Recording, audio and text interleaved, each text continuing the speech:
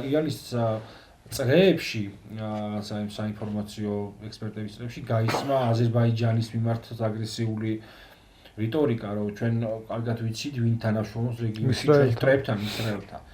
აზერბაიჯანი ხა ჩვენთან შეიძლება განიხილება, რომ იცი რა იქ 30 მილიონი მოსახლეობა ყავს და რამე ესეთი დიდი რეგიონალური ლიდერია ხა მცირე დონეზე, მაინც აზერბაიჯანი ომში გამარჯვებულია, ფული აქვს, შეერაღება აქვს.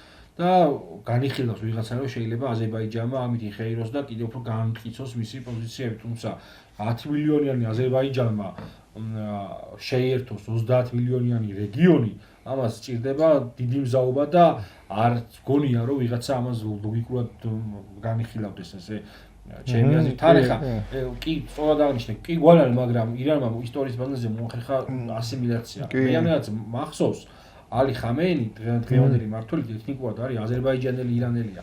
ასე რომ ინტეგრაცია დიდია და ეს არ მოდის რაღაცა მე-20 საუკუნეში. კი, იყო ცდილობა რომ აზერბაიჯანის რესპუბლიკა შექმნილი იყო, მაგრამ ეს იყო საბჭოთა მცდელობა და საბჭოთა ოკუპაციის პერიოდში 46 წელს მაქვს საუბარი დაახლოებით.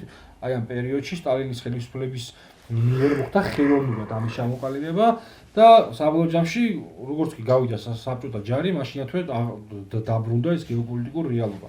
ასე რომ ეხლა რეგიონში ესე რომ რეგიონის ქვეყნები თურქეთი მათ შორის ან აზერბაიჯანი ან სხვა რომელიმე იგივე საუდის არაბეთიც მზად იყოს ამ ფართომასშტაბიანი ომისათვის ეს მოცემულობა ესე არ დგას რა და არც აწყოთ, იმიტომ რომ 90 მილიონი ქვეყნის დაშლა თავისი ამ უდიდესი კატასტროფით და მათ შორის აი ამ რესურსებზე მართვას ვინ ჩაიბარებს, ამაზე პასუხი არ არსებობს რა და არც პენტაგონში არ არის ამაზე პასუხი, ჩემი აზრით.